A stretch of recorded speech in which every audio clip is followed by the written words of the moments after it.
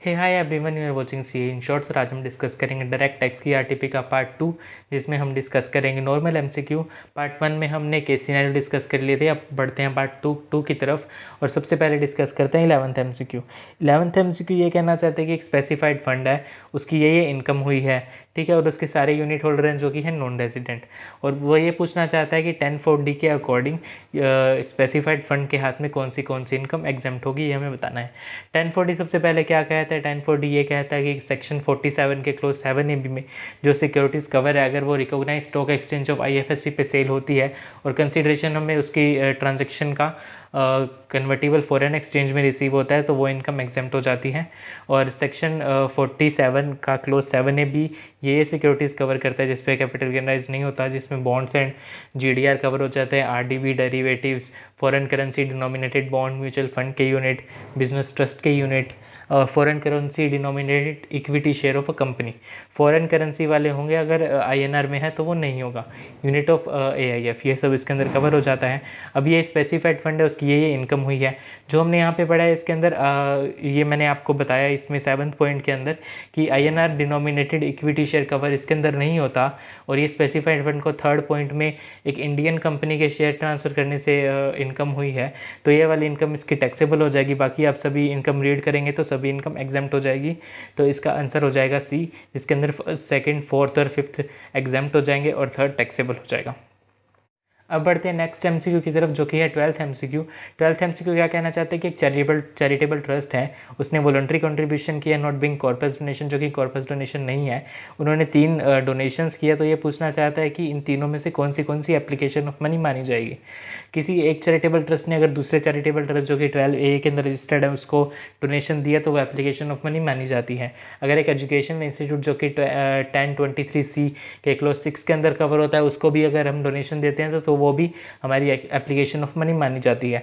3rd point ये कहता है कि another charitable trust registered under 12A out of accumulated income, अगर एक्यूमुलेटेड इनकम हम किसी दूसरे ट्रस्ट को दे देते हैं तो वो हमारी एप्लीकेशन ऑफ मनी नहीं मानी जाती है।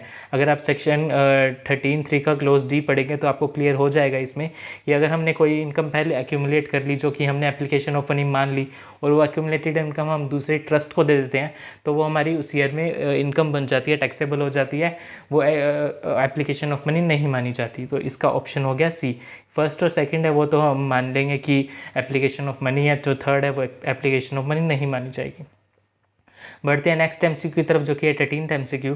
13th एमसीक्यू क्या कहना चाहता है कि जो ऊपर वाले एमसीक्यू 12th एमसीक्यू में हमने डिस्कस किया था, अगर वो कॉर्पस डोनेशन होती तो कौन सी इनकम एप्लीकेशन ऑफ मनी मानी जाती, कौन सी डोनेशन एप्लीकेशन ऑफ मनी मानी जाती। तो कोई भी डोनेशन एप्लीकेशन ऑफ मनी नहीं मानी जाती, क्योंकि कॉर्पस डोनेशन कभी भी एप्लीकेशन ऑफ मनी नहीं मानी जाती। आप सेक्शन 11(1) का एक्सप्लेनेशन 2 पढ़ेंगे तो आपको क्लियर हो जाएगा। अब बढ़ते हैं नेक्स्ट एमसीक्यू की तरफ, जो कि है 14th एमसीक्यू। 14th एमसीक्यू क्या कहना चाहता है कि एक रीट है, उसको 8 लाख की डिविडेंड की इनकम हुई है अपने एसपीवी से, जिसके अंदर उसकी 80% की शेयर होल्डिंग है। उसके रीट के 2 यूनिट होल्डर हैं, जो एक है मिस्टर एक्स जो कि रेजिडेंट है, जिनकी 5% शेयर होल्डिंग है, और एक है मिस्टर वाई जो कि नॉन रेजिडेंट है, जिनकी 10% शेयर होल्डिंग है।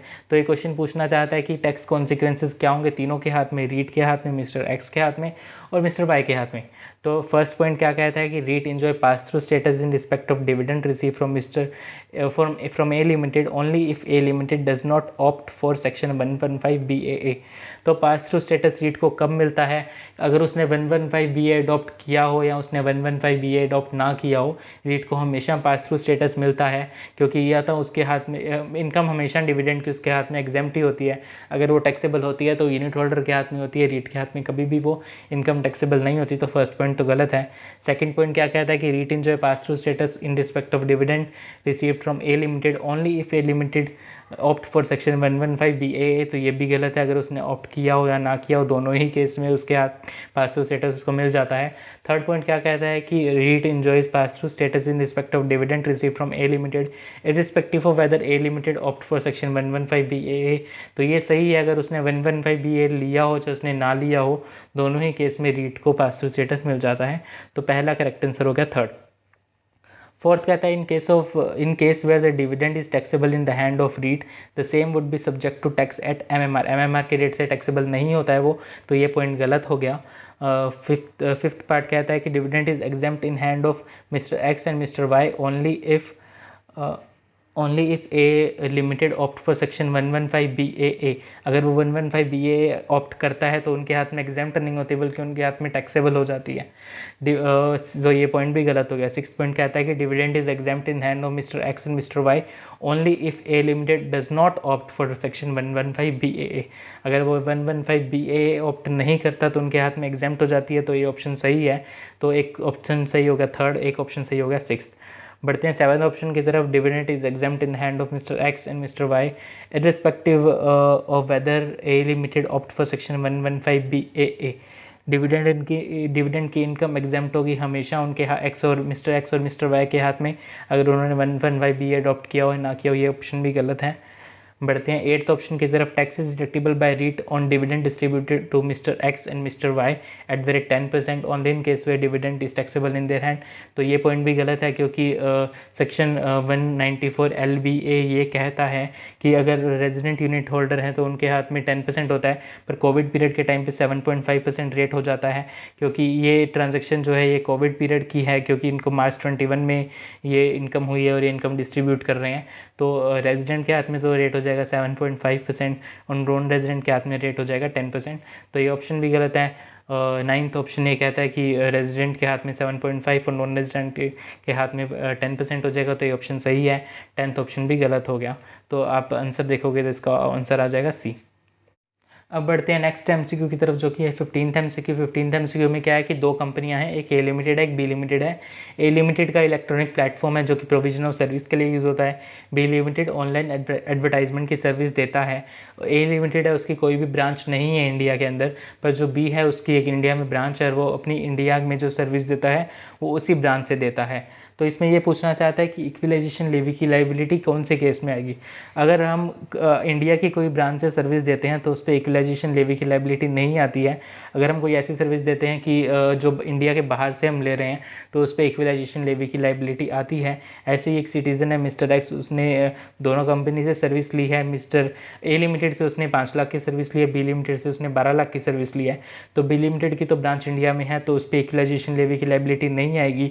A लिमिटेड की ब्रांच इंडिया में नहीं है तो उस पर इक्विलाइजेशन लेवी की लाइबिलिटी आ जाएगी। A limited provision of service की सर्विस देता है, वो एडवर्टाइजमेंट सर्विस नहीं देता। एडवर्टाइजमेंट सर्विस होता है तो रेट हो जाता है 6%, अगर प्रोविजन ऑफ सर्विस होता है तो रेट हो जाता है 2%। तो इसके अंदर करेक्ट ऑप्शन होगा B, जो कि है कि A लिमिटेड के केस में तो हम 2% की इक्विलाइजेशन लेवी काटेंगे और B लिमिटेड के केस में कोई भी इक्विलाइजेशन लेवी की लाइबिलिटी नहीं आएगी। आई थिंक सभी MCQ आपको क्लियर हो चुके होंगे। अगर कोई डाउट है तो आप नीचे कमेंट सेक्शन में डाल दीजिए और वीडियो अच्छी लगी तो लाइक कर दीजिए, चैनल को सब्सक्राइब कर दीजिए। जो डिस्क्रिप्टिव क्वेश्चन है उसका पार्ट आएगा 3rd।